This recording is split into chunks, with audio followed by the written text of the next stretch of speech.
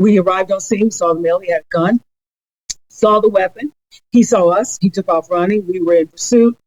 And so I'm on the microphone driving while my partner's out on foot, and I'm trying to let everybody know where we are, call up backup. Nobody came. Brothers and sisters,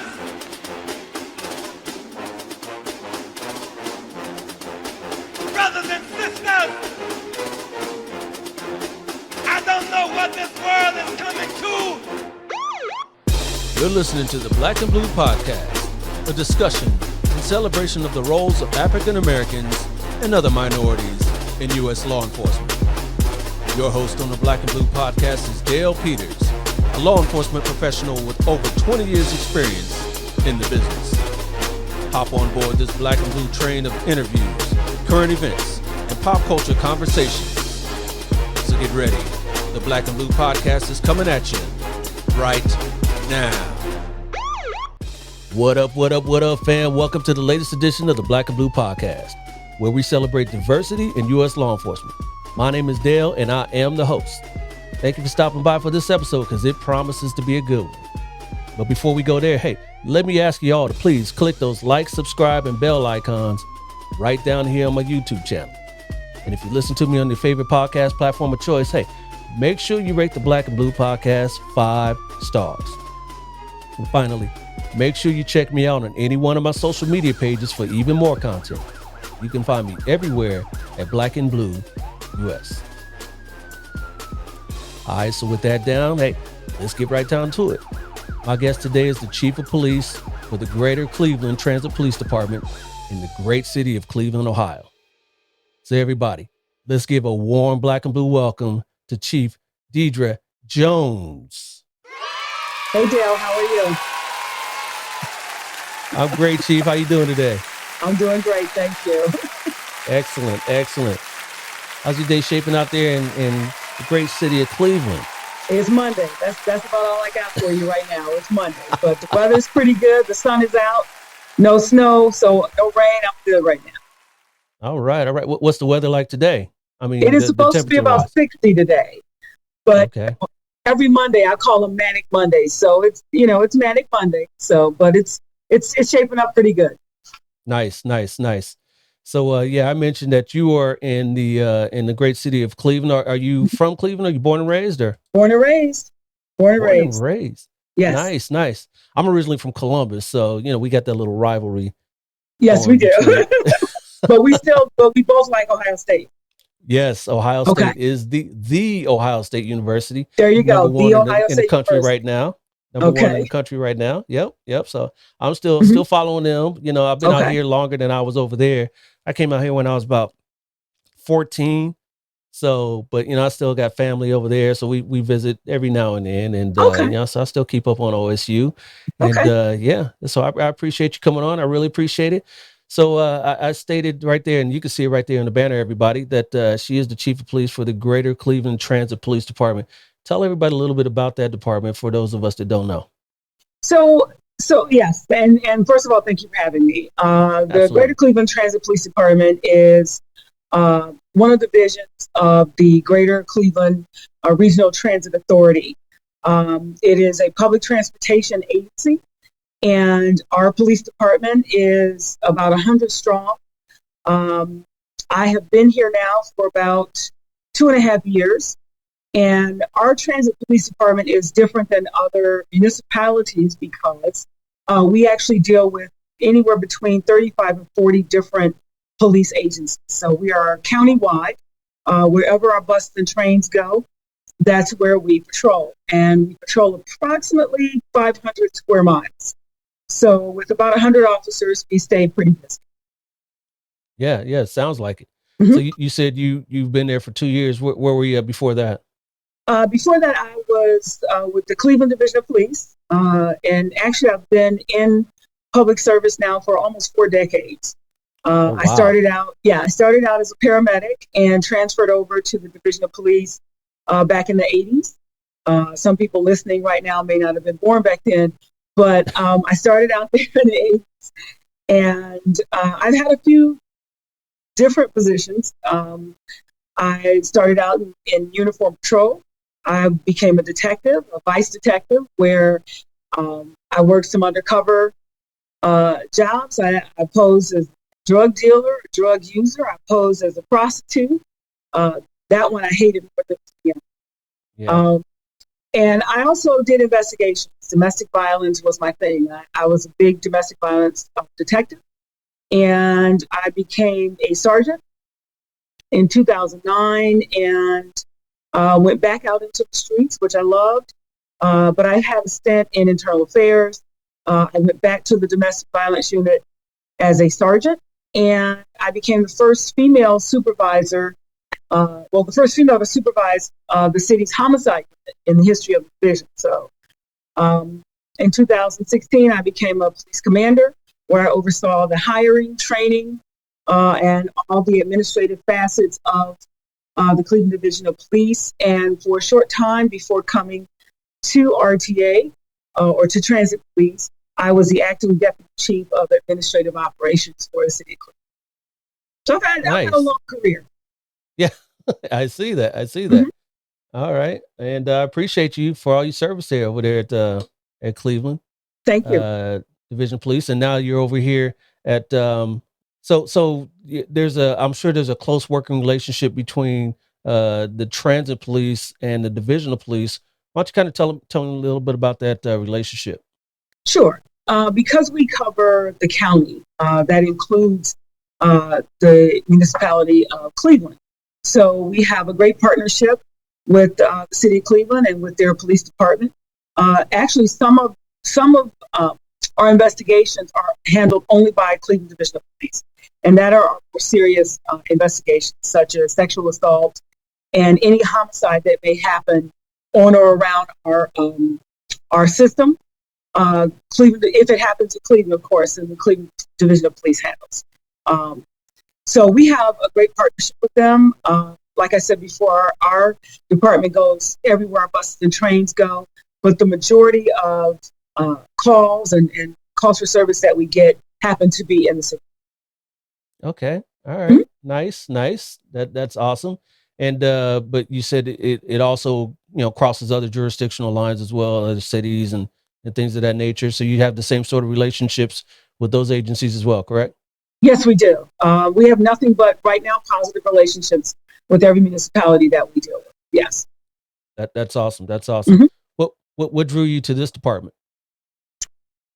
I believe that I had gone as far as I was going to go with the Cleveland Division of Police, and I was looking for a leadership role. And Transit Police came up. I took a look at it. I looked at the history of Transit Police and also the history of RTA.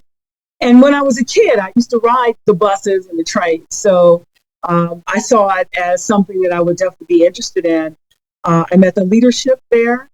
And based on those interviews and those conversations, I knew that it was an agency I wanted to work with. So, and it's paid off. I have, there's great leadership here with my COO, Dr. Caver, Dr. Flounce Caver, and with the CEO, India Birdsong Terry, who came from public transit in Nashville. So it's been a good working relationship. Awesome. So what kind of drew you to law enforcement in the first place? I know you said, you rode the buses and the trains as a kid, but did you kind of see police cars, as a kid, and you wanted to do that as well? Well, the funny thing about that is when I was a kid, my mother always wanted to be a police officer. Okay. And she used to watch all these cop shows when I was a kid. And I know I'm going to date myself now. I'm going to tell everybody my age, but we watched Hawaii Five-0, and I'm talking about the original Hawaii Five-0, Bookham Dano, Hawaii Five. Yep. The FBI in color, the Untouchables. We used to watch all of those shows, and every single time I'd just be glued to the TV.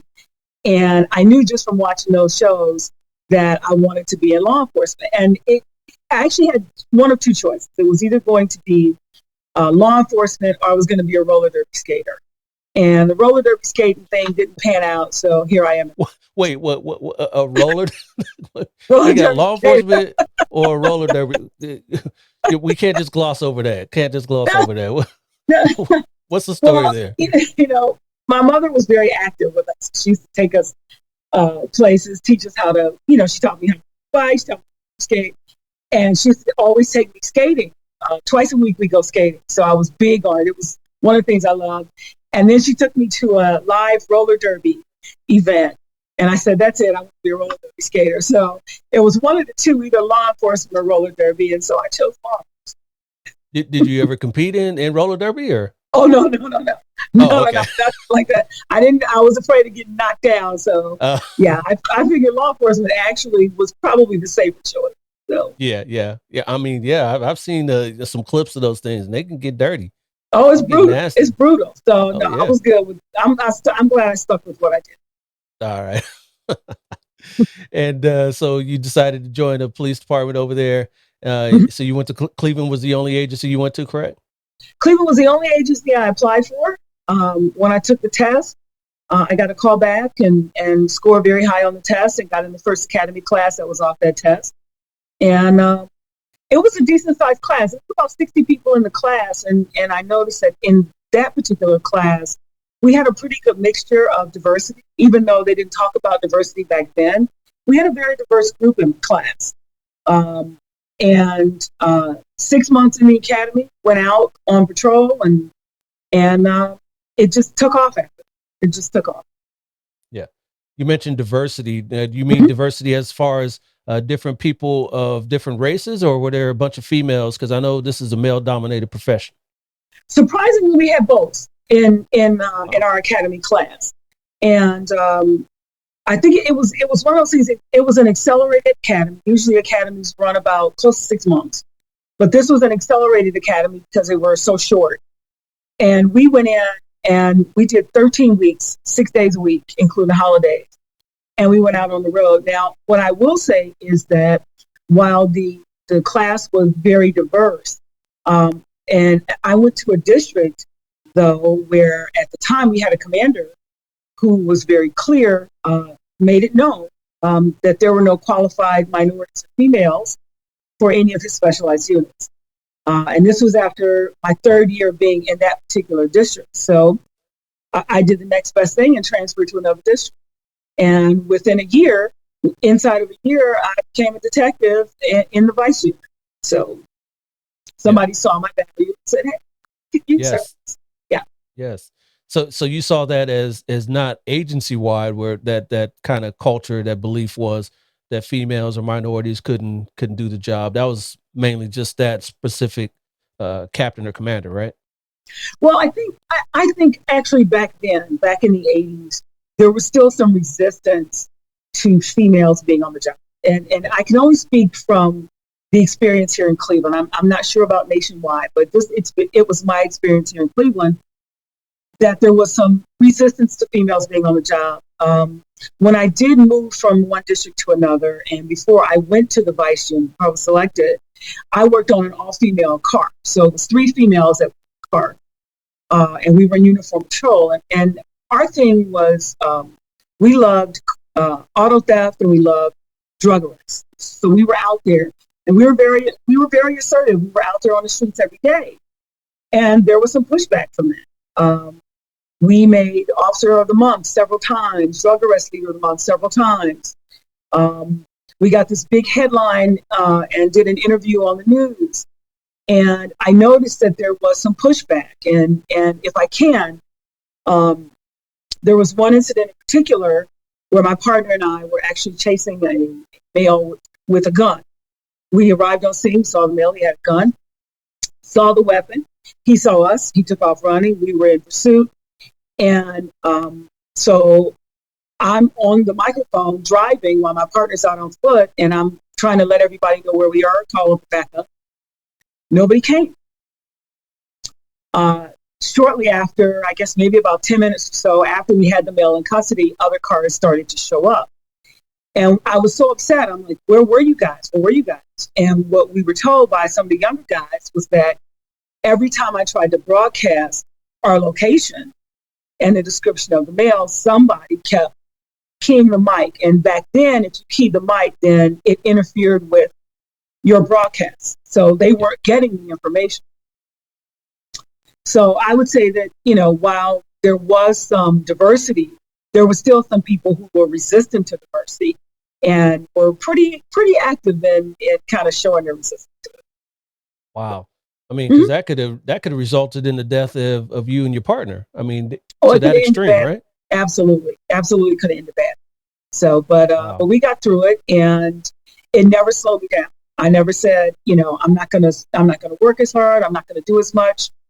I remember actually being pulled to the side by a Black female who was one of my training officers at the time, and she told me that I had to slow down. She said, "You're doing too much, and you're making some of these guys look bad."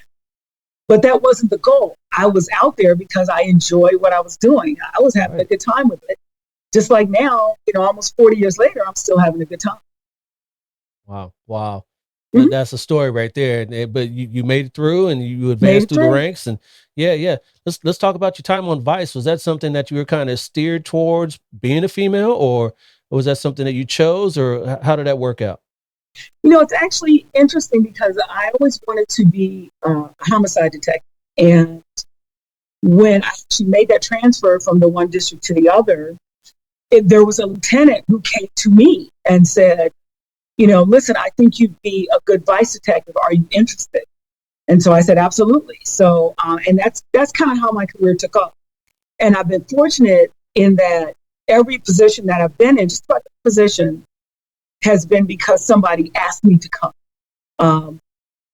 Vice, domestic violence unit, I was asked to come. When I took the sergeant's exam, I was asked to go back to downtown so I could work in internal affairs. I was asked to do that. And then I was asked if I wanted to go back to the domestic violence unit as a sergeant, and even in homicide. I got the call from the chief and said, we'd like you here in homicide. And one of those reasons was to change the culture. So I was honored, I was humbled, and I enjoyed my time there in homicide. So nice. And you had a long, illustrious career there, and then now you're with the transit police over there. What's kind of like the daily operations of you as chief over there? What are you kind of responsible for now? It's actually funny because in the 2.5 years that I've been here, we created some programming because it was time to, I would say, bring, and don't get me wrong, because I don't mean anything negative by this, but it was time to kind of bring transit police into more 21st century police, so more progressive police. So what we did was, in the 2.5 years that I've been here, we created 3 particular programs, and they've all, so far, we've gotten a lot of positive feedback from them. One of the programs that we created was our Transit Ambassador program. And the goal of that program was to lessen the law enforcement footprint on the system, but still providing some kind of visibility. So that you see people in uniforms, but they're civilians, and their goal is to help people navigate the system, be the eyes for transit police, and contact us only on issues that, may be criminally related. And along with the transit ambassadors, we have our crisis intervention team, which is a co-responder team. We have social workers that are embedded with our transit police officers, and they respond directly with the officer to calls for service for people on our system who may be in need of some kind of assistance. And I'm talking about people who may be unsheltered. We're talking about people who may be have a mental health crisis, or any kind of alcohol or substance use issues. We actually engage those people and find them the resources that they need to try and help them get the help that they need. Okay. So kind of taking a holistic approach to policing and it is. It's an alternative to policing because, first of all, homelessness is not a crime. And no, it's not. Being a public system, we see a lot of people on the system who are unsheltered. And so sometimes what that means is those crisis intervention specialists and even our transit ambassadors engage these people to where they become known they're like on a first name basis now. They know each other and they interact. So sometimes, especially when dealing with people who may have some mental health issues or who may be unsheltered, you may have to interact with that person 10 times before that 11th time they say, okay, yes, I'll go ahead and get some help. But it's worth the work, because ultimately you're trying to help this person get out of that cycle that they're in so that their lives can. And I want to say too, the third program that we instituted is called our COC, our Civilian Oversight Committee. So you see a lot of departments now that are mandated by the federal government because they've stepped in and created these programs to monitor use of force, police complaints, police brutality, police misconduct.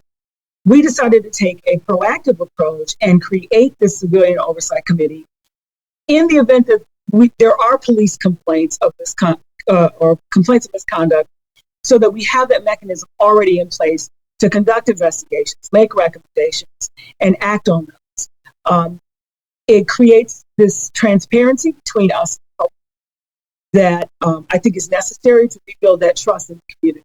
So those are the three things that we've just put together, and I'm excited. Yeah. It sounds like you're doing a lot of good work over there in your short time there, and I appreciate that. You came over, so it's 2023, so you came over in 2021, 2020ish, Yeah. right? And that was May like 2021, yeah. Okay, so that was just coming out of 2020 when we had a lot of police strife with George Floyd, Breonna Taylor, and all that. How did any of that affect you in your previous agency and now in your current agency? I will say one of the things that I think is a huge detriment to law enforcement is, I tell people all the time that some of our wounds are selfish. We've done a lot of things to create this negative perception about because one of the things that we don't do or haven't done a lot is own it when we get it wrong. If we get it wrong, we need to say we got it wrong. And what I'm seeing now with some departments is they're acting more quickly, they're acting more decisive in dealing with some of those bad apples in the police department. Yeah. It's also about changing that culture of we're the police, we can do no wrong, and how dare you question us. This is about servant leadership. And what I try to instill in my team here at RTA, and even in the team that I was with Cleveland, was that our job is basically, it's written on our police cards to protect and serve. You don't always have to like the people that you protect. You don't always have to like the people that you serve. But you have to do a job. You took an oath that you would do everything to the best of your ability to ensure the safety of those people that you come in contact with, period. And when we develop sometimes an attitude of I would call it almost an attitude of, I don't want to say cockiness, but entitlement, like, you better be glad that we're here for you. Then that's when we have a problem. When we have police officers who put themselves in positions where they think they're better than the people that they serve, that's where the problem comes in. So what I try and instill in everybody here is that there's a saying, it's old and I believe in it though, and it's, the police of the community are the police. We are the very people that we serve, and would you want, and this is one of the questions that I ask officers all the time, if you had an emergency, would you want you to respond to your emergency? And so that's the way I want officers to think about I want them to think about that when they respond to these calls for service. How would you want to be treated? How would you want somebody that you care about to be treated by the police officer who's responding to their call for assistance? And I think that's a huge deal. One of the other things that we've done is we've expanded our community engagement.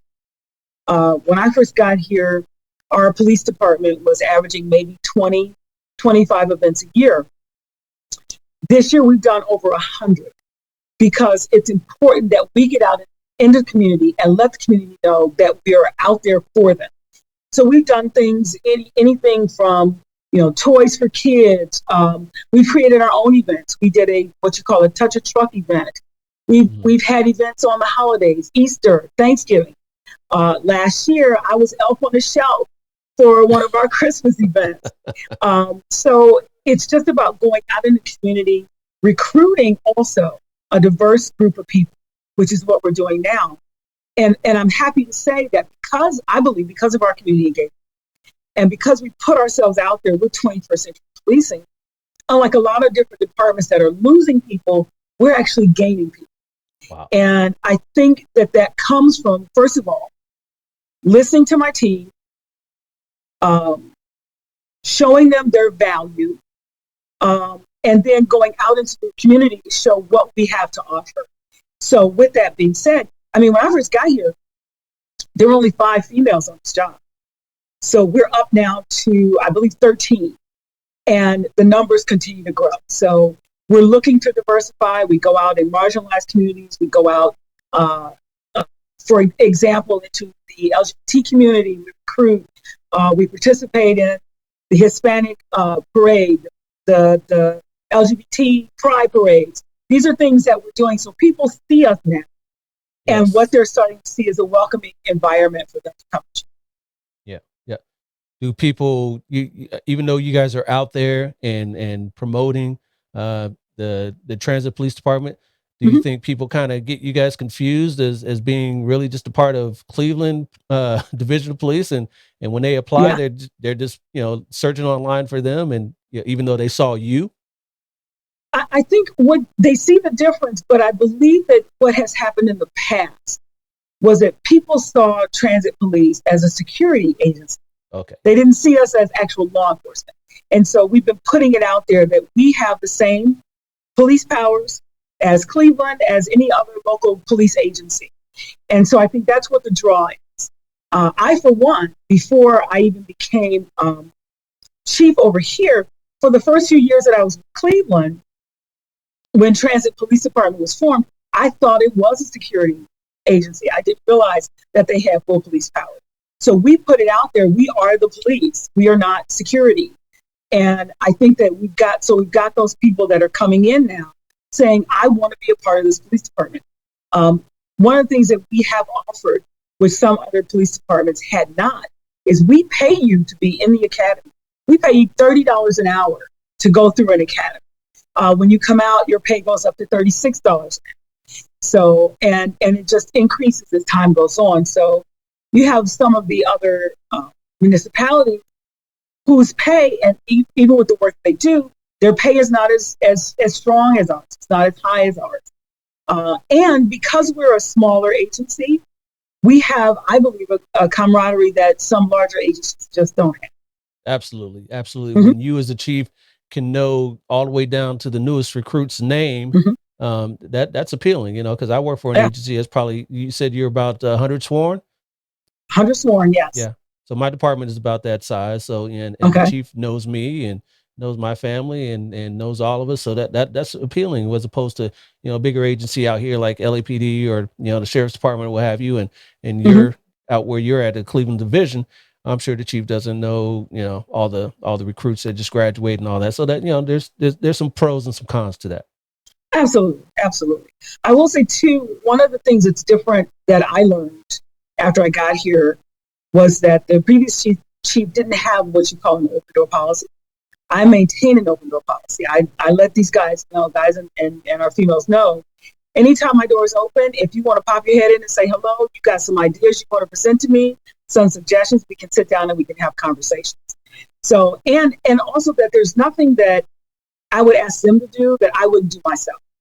So I've been in a couple of pursuits with my transit police officers. I've found a stolen car. I've gone out on the road.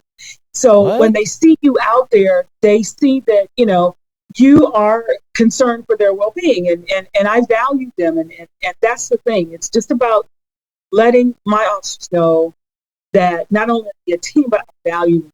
And I work for them. They don't work for me. And I make that very clear. They don't work for me. I work for them. And my goal and my role as chief is to get them the tools that they need so that they can be the best that they can. Yes, yes. All right, Mhm. Chief. That's awesome that you're out there, but we need you. We need you in that chair. So don't get out there and get into those pursuits and get yourself hurt. Yeah, I got a call from dispatch once. I was here at 4:30 in the morning, and I got a call from dispatch. They're like, "Are you in the office?" Because they can see my office. They're like, "Are you in the office?" I'm like, "Yeah, I'm here." So they were like, "What are you doing?" I'm like, "Hey, I'm working." So Yeah, I'm here on the road doing my thing. So yeah, yeah, absolutely. I'm never above doing what my guys do. yeah, So yeah. Sure, sure. mhm, And you were kind of talking about some of the appeals for working mhm, for transit police department. But some recruits may see some of the other things like special assignments that you talked about that you worked over mhm, at the division of police. Do you mhm. offer anything like that for people looking to go to transit police? Any special assignments?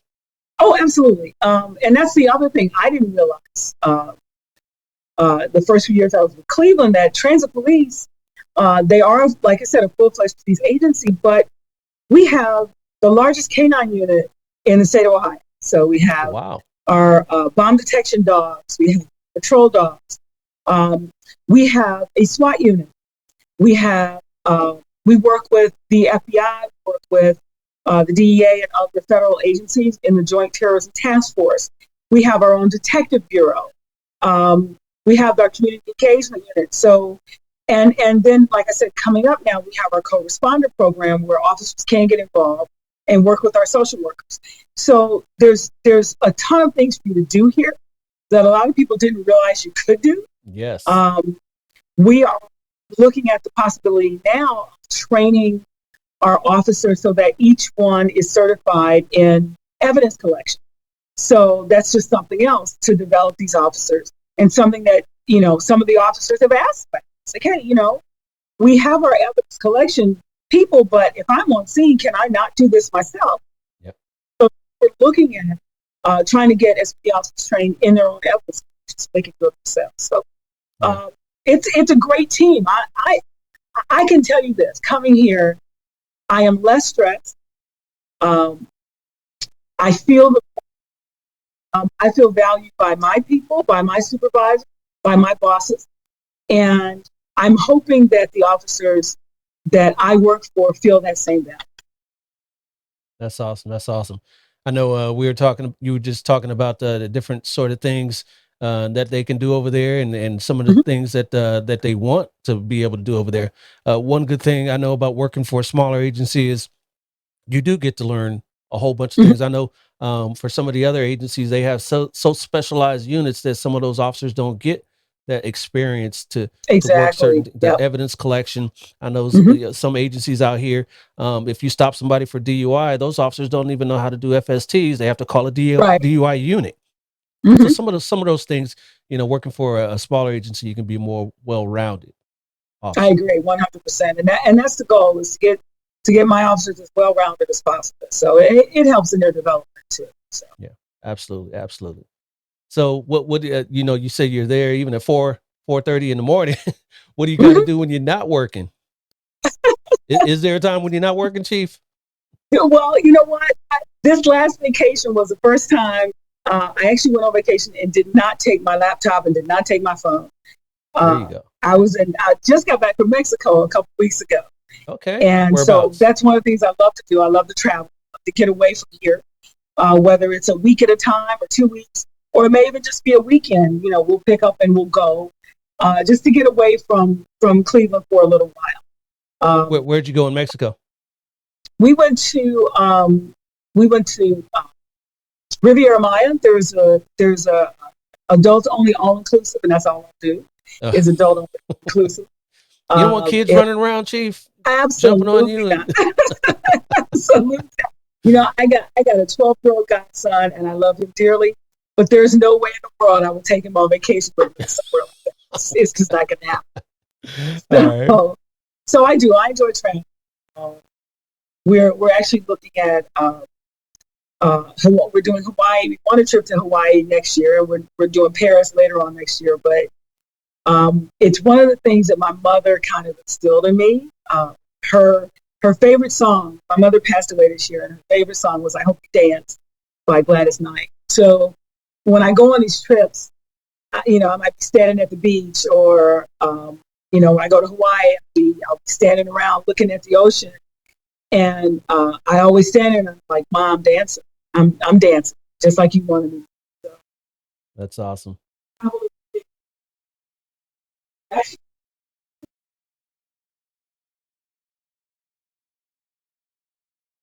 I think we lost audio here, Chief. You hear me now? There you go. Yep. Okay. What happened there? Okay. So I was saying I'm a Jeopardy fanatic, and I actually do crossword puzzles every day, and I kind of brag about it because I can do my crossword puzzles in ink. So. Well, because you can scratch it out and put the real correct. No. Wait, and I'm not talking about those little crossword puzzle books with the big letters. Yeah, I do New York Times crossword puzzle in ink every day, but it's fun because it gives me, my wife calls it, I'm a wealth of useless knowledge. So, and that's okay. So, yes. All right, you we're gonna put that to the test here a little bit later. Your wealth of useless knowledge. Useless knowledge. But before we get to that, talk about kind of what's your most rewarding part as a job as chief over there at the Transit Police Department. I think what I get out of it most is to see a lot of the younger officers that are coming up, and I'm hoping that I can make a positive impression on them and help them to realize that policing, it as corny as it sounds, because I used to hear it all the time, it's not just a profession, it's an actual calling, and it's something you have to really enjoy doing. And I'm fortunate in my career that I've enjoyed policing to the point where it's gone by so fast, I think because I have enjoyed it. And any impact or positive impact I can make on another police officer, male or female, old or young, I want to be able to do that. So I'm an instructor, state certified and a federally certified instructor. And so I want to impart that knowledge onto other people. I don't believe in hoarding knowledge. I don't believe in hoarding experience because I believe that there's, I had people that were there for me when I was coming up, and I want to be that same person for others who are, really, really enjoying their law enforcement career. Yeah. And then on the flip side of that, what's the kind of more challenging part of your job as chief? Sometimes I would say it's the bureaucracy, but I don't really get a lot of that here. I got a lot of that in Cleveland. It was the bureaucracy. You have to go through all of these channels to get some of the things that you want. I've been fortunate here that I've been able to get just about everything that I've asked for and get the support from my COO and from my CEO, so that we can develop this department, so that we'll be the agency that other people ascribe to be. I will say that one of the challenges that I've experienced throughout my career is being a female in law enforcement who I like to say is good at what she does. As a female, we've been conditioned to minimize our accomplishments. But I will say that I've worked hard for everything that I have. Nothing was just handed to me, and I wasn't selected because I checked all the boxes. And I think that's one of the things that I find the challenge sometimes is I know that there are people out there who believe no matter what my accomplishments are, no matter how I've done all this stuff and all this little stuff you see on the back wall here, there are some people who will never come off of the idea that I'm here because I check all the boxes. Mm-hmm. And sometimes that can be a little frustrating. Sometimes it can be a little challenging.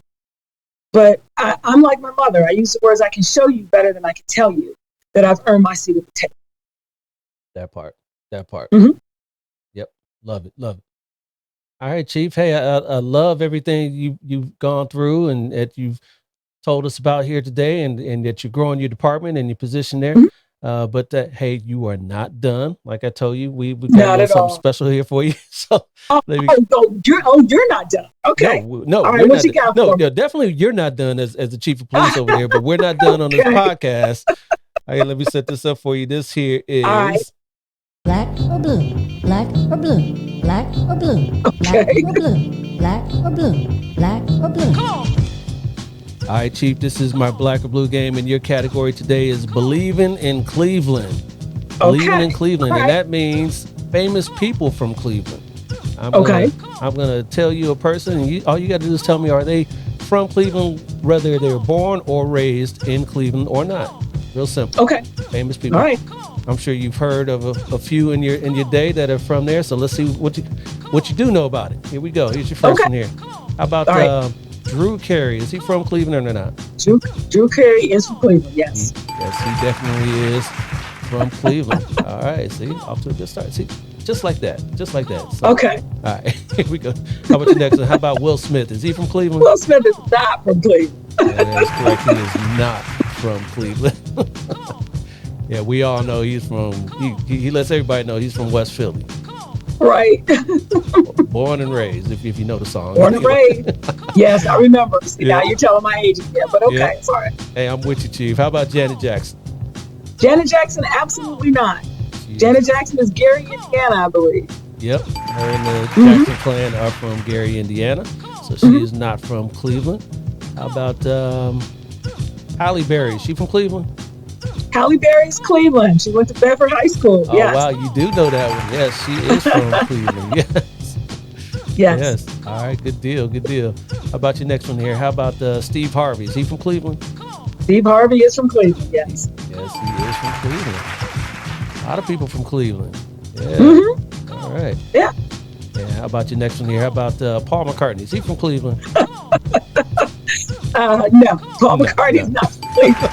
Unless it's Cleveland, London. No, he's not. He's not. Yes, exactly. He is not from Cleveland. All right. You were all the way aces right now. How about the next one here? Okay. How about Barack Obama? Is he from Cleveland? Barack Obama is, as much as I wish he was from Cleveland, yeah, he's from Hawaii. Yes. Hawaii or Chicago by way of Yes. Hawaii, but yes, definitely not Cleveland. All right. Right. How about Dr. Oz? Is Dr. Oz from Cleveland? No, Dr. Oz is not from Cleveland. Oh, your first one wrong there. What? Chief. Dr. Oz is from Cleveland? He is from Cleveland. Yes. Oh, man. Yeah. I did not know that. I Yeah. had no idea. I didn't either, but that's what Google said. So. Okay. All right. Well, okay. Well, we're still not claiming him. So it's okay. Oh, okay. Okay. On to the next one. How about J-Lo? Is she from Cleveland? He is not. She is. Yeah, she's not from Cleveland. Jenny from the block is from. Where's she from? New York or somewhere around there. Yeah, but not Cleveland. Not Cleveland. Not Cleveland. All right. And Arsenio Hall from Cleveland. Arsenio Hall is from Cleveland. Yes, he is. All right, you know most of these here. A couple more here for you. How about Selma Hayek? Is she from Cleveland? She is not from Cleveland. She's not from Cleveland either. I believe she's like from Colombia or something like that. So yeah, she's right. Not from Cleveland. And how about Terrence Howard? Is he from Cleveland? I believe Terrence Howard is from Cleveland. Yeah, he is. He is from Cleveland. Yep. Mm-hmm. And how about your last one here? How about LeBron? Come on now. That's Akron proud, Cleveland proud. That is the given. He is. I don't care what team he plays for. I'm watching LeBron. I'm Team LeBron. Yeah, he's out here now. He's out here now. He's ours now. But yeah, he's born and bred from Cleveland. So hey, you got more right than you got wrong. So we're gonna call you the winner. Okay. Well, thank you. What is my prize? Tell me my prize. You bragging rights. You can tell everybody out there. I'll take that. I'll take bragging rights. That you only got one wrong, and okay. You're all right. disputing I will that. take the bragging. And again, we're not gonna count that one, so you can say I'm perfect. For real. Hey, Chief, how about some words of wisdom before we get you out of here for the audience? One thing that I will say is that growing up, even though I wanted to be a police officer, I never thought I would be in a position to be chief and run a police department. So what I will tell people is that I am living proof that you can be anything you want to be. And anytime somebody tells you that you can't, you make sure you go out of your way to prove them wrong. So it's been a great ride. I'm not ready yet for it to be over. And, come and put in an application to transit police. We're hiring. They are hiring. You guys are hiring. Yep. And Yes, we are. Hopefully you'll be there for a while and you can change the culture. It sounds like you're changing the culture there already. So it sounds like a great place to be. It is. And I'm not going anywhere anytime soon. So I'm good. All right. Good deal. Good deal. All right, Chief. Hey, I appreciate you coming on to the show and this has been a long time coming. And I appreciate you and yeah, having fun out there. Winter's coming though. Winter's coming for pretty quick. So, yeah.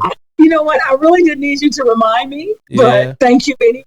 Okay. Hey, I'm out here in rubbing California. it in. That's okay. I'm out here in Southern California. It's November and it's still like you're almost rubbing it in. right. But I'm just saying I want it to cool down because it's still like in the 90s, and I'm kind of over that right already. So my mother said God don't like ugly. Okay, so you cut that out. We're rubbing it in.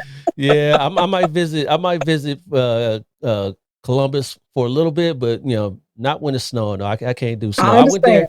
I went there a few years ago when my grandmother died. I went to my cousin's house and she let me use her car to go run some errands and stuff. And there was snow and ice on the ground. I didn't know nothing about that, and I was slipping and sliding. I was like, "Oh, take this car back." And it's not as bad as Cleveland. Cleveland is worse than Columbus. So you got to come and experience the real deal up here. It's real winter up here.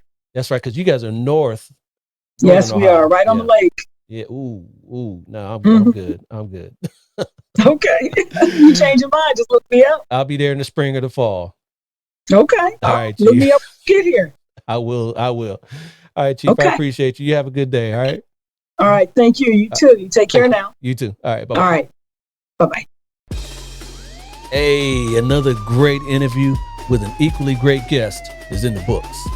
I want to thank Chief Jones for taking time out of her busy schedule to visit with us here on the Black and Blue Podcast. It was an honor, Chief Jones, and I hope our paths cross sometime in the future. If you guys enjoyed this conversation with Chief Jones too, go on ahead and let me know by leaving a comment down below. And don't forget to like and share this video while you're at it. I'll be back before you know it with another hot episode just like this one, but till then, you already know what I'm about to say. Stay black in blue. I'll holler at you. Deuces. This has been a Maitre D Entertainment presentation.